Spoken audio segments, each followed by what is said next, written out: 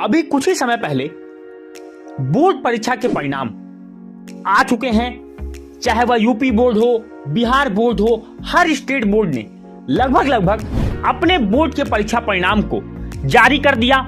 ऐसे में आप सभी के ध्यान में टॉपर्स का नाम जरूर रहा होगा और एक बोर्ड परीक्षार्थी होने के नाते आपके मन में भी यह जिज्ञासा उठी होगी कि आप भी एक बोर्ड परीक्षा के टॉपर बने, बोर्ड परीक्षा में अधिक से अधिक अंक लेकर के आए।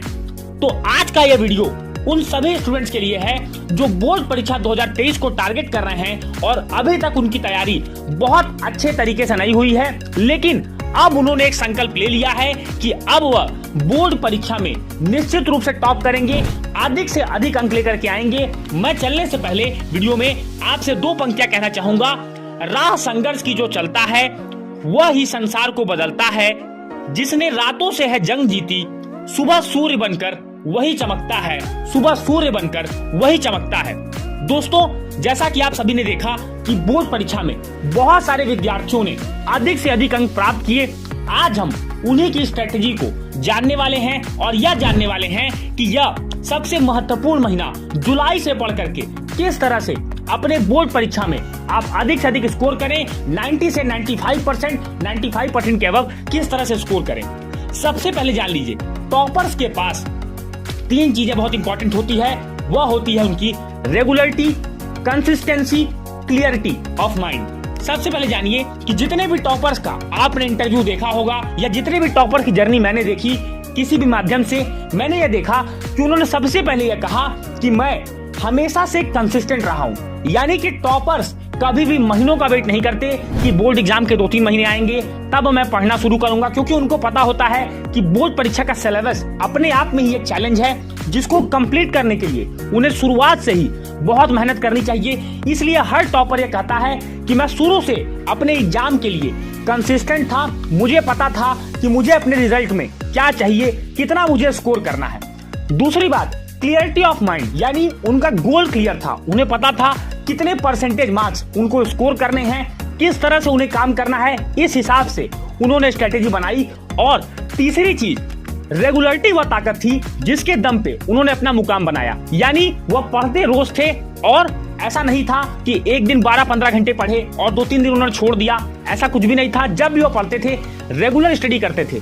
इसी वजह से टॉपर्स के जो मार्क्स हैं वह इस बात को रिफ्लेक्ट करते हैं कि उन्होंने कितनी मेहनत अपने अंदर की है। सबसे मोस्ट इंपॉर्टेंट बात जो टॉपर्स के अंदर है वह डिपेंडेंट नहीं होते। तो सबसे पहले आपको करना यह है कि एक बोर्ड स्टूडेंट के नाते आपको अपनी डिपेंडेंसी को जो आपके कोचिंग पे होती है, आपके स्कूल पर होती है, उसको आपको खत्म करना है। यह नहीं करना कि मेरे कोचिंग में पढ़ाया जाएगा तब मैं चैप्टर को पढ़ूंगा, मेरी कोचिंग बंद है तो मैं नहीं पढ़ूंगा, मेरा स्कूल बंद है तो मैं नहीं पढ़ूंगा। इस तरह का काम आपको नहीं करना। आपको आपके दिमाग में अपना सिलेबस रखना है। सबसे पहले जा करके ऑफिशियल वेबसाइट से अपने सिलेबस को आप डाउनलोड कर लीजिए।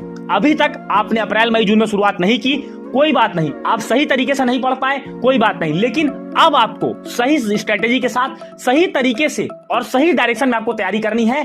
इसमें आपका हेल्प करता है आपका सिलेबस, और आपको हर सब्जेक्ट का सिलेबस निकाल करके अपने हैंड रिटन माध्यम से आपको अपनी नोटबुक के पहले पेज पर लिखना है और यह देखना है कितने नंबर ऑफ चैप्टर्स और कितने टॉपिक्स हैं जो आपको इस बार पूछे जाने वाले हैं।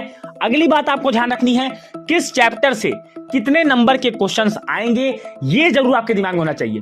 क्योंकि टॉपर कोई भी पीएचडी करने के लिए नहीं पढ़ते, वह इस तरह से पढ़ते हैं जिसे उन्हें पता होता है कि नॉलेज के साथ साथ उनके मार्क्स जरूर आए। और हम सभी गलती क्या करते हैं, कुछ बच्चे, कि जो चैप्टर हमें अच्छा लगता है उस चैप्टर को हम तरह तरह के बुक से पढ़ते हैं, अलग अलग तरीके से पढ़ते हैं, बहुत ज्यादा डिटेल स्टडी करते हैं, यह देखे बिना कि उस चैप्टर की एग्जाम में वेटेज कितनी है, मार्क्स कितने हैं उस चैप्टर के। तो आपको भी अपने ब्लूप्रिंट को, सिलेबस को ध्यान में रख करके आपको तैयारी करनी है। अगली जो मोस्ट इंपॉर्टेंट बात है वो ये है, find your time for self study.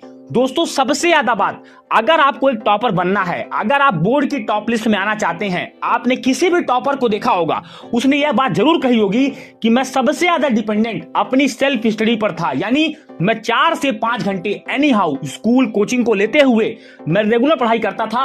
और जब मेरे स्कूल्स बंद हुए, कोचिंग बंद हुए अंतिम के महीनों में, तो मैंने 8 से 10 घंटे की पढ़ाई एग्जामिनेशन टाइम तक जारी रखी, जिसका परिणाम आज ये है कि मेरे इतने भी अच्छे अंक आ पाए। अगली बात ध्यान रखिए, सबसे पहले अपने रूटीन को आप शेड्यूल करिए। अगर आप अपने आप को शेड्यूलिंग नहीं कर पाएंगे, अपने आप का रूटीन आप नहीं बना पाएंगे, तो आप निश्चित रूप से किसी भी एग्जाम में, चाहे वो बोर्ड एग्जाम हो, कॉम्पिटिटिव एग्जाम हो, आप सफल नहीं हो सकते। सबसे पहले अपने सुबह जगने का टाइम, रात में सोने का टाइम आपको फिक्स करना है। ये आपको इसलिए करना है क्योंकि आपका पूरा दिन पैक्ड होता है। 24 आवर्स में आपके पास समय नहीं होता कि आप अपने एग्जाम के अलावा कुछ सोच पाएं। तो इसलिए आपको यह बात ध्यान देनी है कि जब आप बोर्ड परीक्षा की तैयारी कर रहे हैं तो आपको अपने समय को बहुत ज्यादा अच्छे तरीके से यूटिलाइज करना है। यानी कि आप किस टाइम स्कूल जाते हैं, किस टाइम आपकी कोचिंग है, क्या टाइम आपका सेल्फ स्टडी का रहेगा, ये सारी बातें आपको पता होनी चाहिए। और सबसे पहले अब आपको एक इंपॉर्टेंट काम ये करना है, यानी 1 जुलाई से, यानी 1 जुलाई से ही आपको ये काम कर लेना है इस वीडियो को देखने के बाद, कि मेक अ टाइम टेबल। और उस टाइम टेबल को आपको ब्रेक नहीं करना तब तक जब तक कि आप बोर्ड एग्जाम में सफल ना हो जाएं। तो आपको बहुत ज्यादा टाइम टेबल नहीं बनाना। बहुत सारे बच्चे तरह तरह के टाइम टेबल हर महीने उनके बदलते रहते हैं, ऐसा कुछ भी नहीं करना। एक ऐसा टाइम टेबल बनाइए जिसमें आप ये देखिए कि क्या मैं 4 से 5 घंटे 6 घंटे सेल्फ स्टडी के लिए निकाल पा रहा हूं। अगर नहीं निकाल पा रहे हैं तो आप इसमें कुछ ना कुछ सुधार करिए। हो सकता हो कि आप ज्यादा सब्जेक्ट की कोचिंग करते हो, तो उनमें से आपका जो सब्जेक्ट स्ट्रांग है, जो आपको लगता है कि आप खुद से पढ़ करके मैनेज कर सकते हो with the help of YouTube, with the help of your school teachers, उसमें आपको सगड़ी कोचिंग छोड़नी है। क्योंकि आपके पास, और अगर आप बहुत दूर कोचिंग जाते हो तो आप ये देखो कि क्या कोई आसपास आपके टीचर है जिससे आपका ट्रेवलिंग टाइम बचे। दोस्तों, ये सारे फैक्टर्स बहुत इंपॉर्टेंट होते हैं, क्योंकि जब आप दूर पढ़ने जाते हो तो आपको दूर जाना पड़ता है, जिससे कि आप ट्रैवल करते हो, आप थकते हो फिजिकली, तो आने के बाद आपका मन पढ़ाई में नहीं लगता और आप लिथार्जिक सा फील करते हो। आने के बाद आप सो जाते हो। जो भी चीज आपके साथ होती हैं, तो ये सारे फैक्टर्स आपको ध्यान रखने हैं। अगली बात, रिसोर्सेज का ध्यान रखना है। रिसोर्सेज का मतलब ये है कि आपको पढ़ना क्या है। सबसे पहले जानिए, जब आप बोर्ड एग्जाम की तैयारी करते हैं तो आपके सामने आपकी कोर बुक होती है, और वो होती है एनसीईआरटी और आपकी स्टेट बोर्ड के द्वारा बुक चलाई हुई जो होती है। तो आपको अपनी बुक को, एनसीईआरटी और मैक्सिमम से मैक्सिमम 5 साल के पेपर्स इतने अच्छे तरीके से आपके तैयार हो कि कोई भी क्वेश्चन अगर आपसे पूछा जाए बोर्ड एग्जाम में तो आपकी पेन वहां पर रुकनी नहीं चाहिए, आप थोड़े भी वहां पर फंसने नहीं चाहिए। सबसे पहले make a sensible and accurate time table. इसका मतलब करना यह है कि जब आप टाइम टेबल बना रहे हैं तो हमेशा इस बात का ध्यान रखिएगा कि हर सब्जेक्ट को जरूर टाइम दीजिएगा, क्योंकि हर सब्जेक्ट के मार्क्स, हर सब्जेक्ट के वेटेज इक्वल होते हैं। बहुत सारे टॉपर्स को आप देख रहे होंगे, या बहुत सारे ऐसे बच्चे हैं जिनके मार्क्स साइंस में, मैथ्स में बहुत अच्छे हैं, लेकिन एसएसटी, हिंदी, इंग्लिश, इनमें इनके मार्क्स डाउन हुए, इससे इनका परसेंटेज बहुत ज्यादा डाउन हुआ है। और आप टॉपर्स को जब आप देखते हो तो टॉपर्स में साइंस, मैथ में एक्सेप्शनल होते हैं, तो 1 या 2 नंबर कम ही उनके इंग्लिश में होते हैं, हिंदी में होते हैं, एसएसटी में होते हैं। इसीलिए उनका ओवरऑल परसेंटेज आप देखते हो 96, 97, 98, 99 तक जाता है। इसीलिए क्योंकि उन्होंने अपने हर सब्जेक्ट को प्रायोरिटाइज किया, हर सब्जेक्ट की तैयारी बहुत ही स्ट्रेटेजिकली की, जिससे उनका मार्क्स बहुत अच्छा आया। अब बात आती है कि पढ़ें कब। देखिए, सबसे पहली बात अगर मैं बात करूं एक स्कूल स्टूडेंट की, तो आपको सुबह का टाइम थोड़ा बहुत मिल सकता है अगर आप सही समय पर उठने का प्रयास करें। लेकिन अगर मैं जनरली बात करूं तो 7 बजे के बाद आपको लगभग शाम तक कोचिंग, स्कूल लेकर के टाइम नहीं मिलता है।